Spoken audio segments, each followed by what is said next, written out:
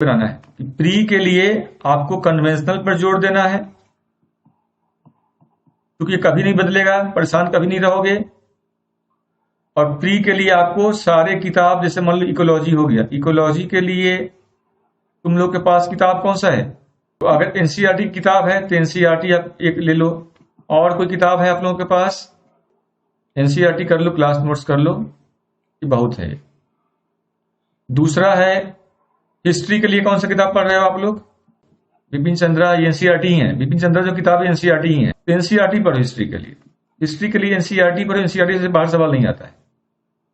और प्री में भी और मेन में भी, इसमें भी ये रखो, मेन के लिए खाली तुमको स्पेक्ट्रम किताब ले लेना। स्पेक्ट्रम का मेन का किताब आता है, सबसे अच्छा किताब इस हिस्ट्री का इसी का स्पेक्ट्रम का है। वो भी मॉडर्न ले लेना, या आर्ट एंड कल्चर का मिलता हो तो ले लेना। एनसीईआरटी में भी आर्ट एंड कल्चर अब आने लगा है, मैं देखा हूं किताब। एनसीईआरटी में 3 किताब होंगे तुमको, एंशिएंट, मिडाइवल, मॉडर्न। एंशिएंट भी होगा, मिडाइवल भी होगा और मॉडर्न भी होगा। और स्पेक्ट्रम मेन के लिए है। ये स्पेक्ट्रम क्या है? मेन के लिए है। ये भी मॉडर्न है, मेन के लिए है।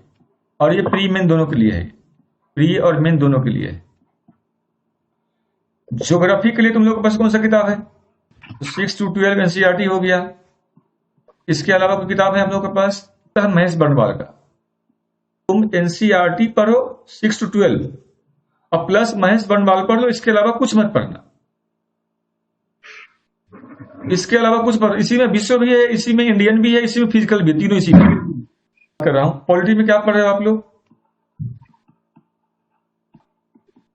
इसके अलावा कुछ नहीं, कुछ नहीं मतलब कुछ नहीं, ठीक है। जनरल साइंस के लिए क्या पढ़ रहे हो? 9th 10th NCERT, 9th 10th NCERT पढ़ लेना एक। और दूसरा साइंस टेक पढ़ना पड़ेगा, क्योंकि यहां पे साइंस टेक सवाल पूछता है, तो साइंस टेक का करंट पढ़ना होगा। एक बात याद रखना, साइंस टेक का करंट क्या होगा? जैसे जो क्लास मैंने जहां पे मैं समाप्त कर दूंगा ना, उसके बाद का करंट, क्योंकि अब तक करंट तो मैं कवर कर दूंगा, इसके बाद कोई भी करंट आता है तो उसको पढ़ते रहना।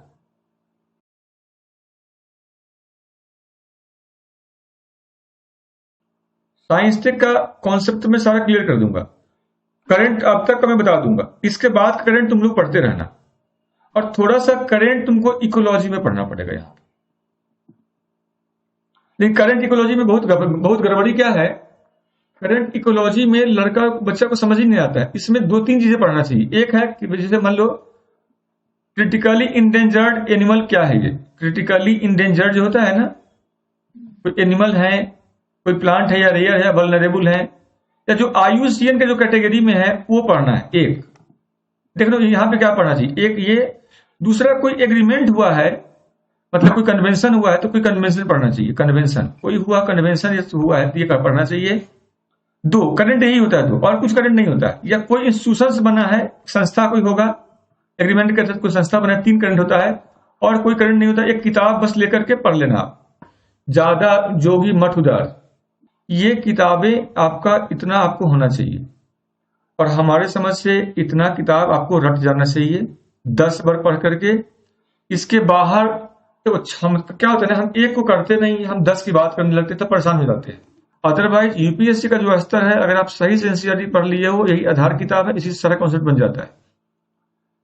थोड़ा बहुत जो साइड के किताब नहीं बताया हूं। इकोनॉमी की बात रहा, इकोनॉमी में कौन सी किताब पढ़ रहे हो आप लोग?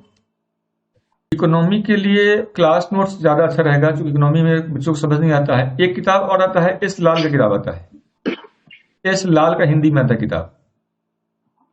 ये किताब देखना, जो मैंने किताब लिख दिया है ना, ये स्तरीय बुक है।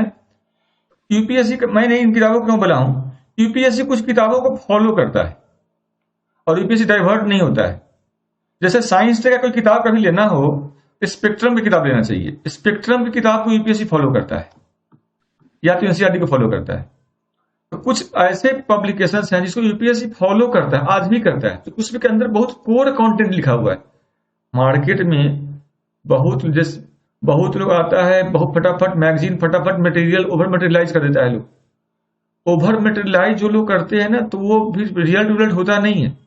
ज्यादा मोटा किताब पढ़ने से सिलेक्शन नहीं रखा हुआ है। किताब पतला ही हो, सही से हम पढ़ पा रहे हैं, सही से समझ पा रहे हैं, बार बार पढ़ पा रहे हैं, बार बार आत्मसात कर ले रहे हैं, तो हमारा सिलेक्शन होगा। सब लोग दावा करता है कि हमारे नोट्स में सब कुछ आ जाएंगे। हम दावा उवा की बात हम नहीं करें। हमने इन्हीं किताबों को देखा है कि इन किताबों से लगभग लगभग यूपीएससी में अगर तुम 70 सवाल आता है ना,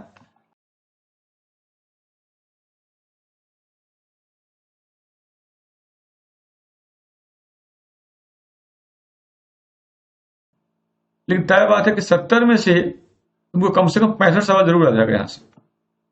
जो किताबें मैं बात कर रहा हूं 65 आपको यहां से मिल जाएंगे।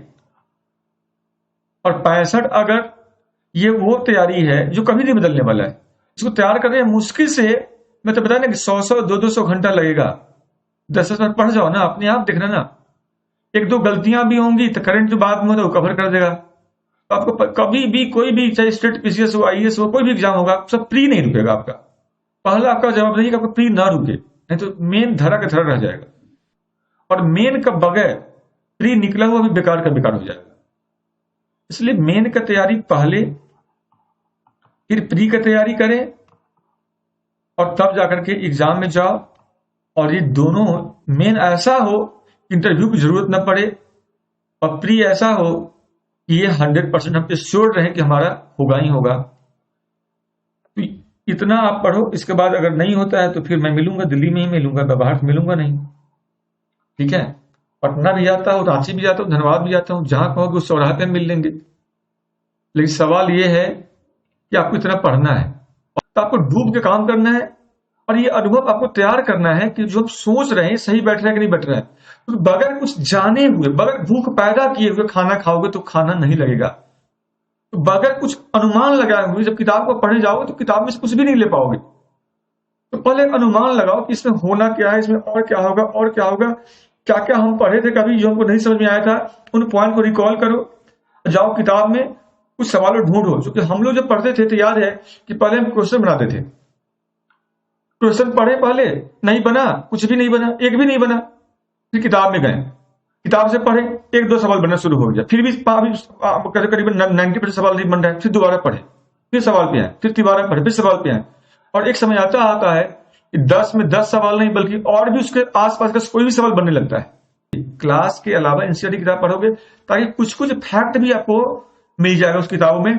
जब क्वेश्चन बनने जाओगे सवाल वही रहेगा, सवाल वही रहेगा, थोड़ा सा उल्टा पुल्टा रहेगा, फिर परेशान होगे, ये क्या हो गया, क्या पूछ दिया। तो ऐसे में सवाल भी प्रैक्टिस करना चाहिए। और सवाल प्रैक्टिस करने के लिए क्या हुआ, किताब पढ़िए, सवाल प्रैक्टिस कीजिए, जो यूपीएससी में पूछा हुआ उसी को प्रैक्टिस कर लो 10 साल का, तो फिर आपका आप कंफर्ट जोन में आ जाते हो। तो तैयारी के लिए ये किताब का लिस्ट हो गया। और टाइम मैनेज करना है आपको, 10 बार पढ़ो और दिमाग में रखो आईएएस का निर्णय तुम्हारा है। तो तुम्हारा निर्णय गलत कैसे हो सकता है, अगर है भी तो हम सही कर देंगे उसको।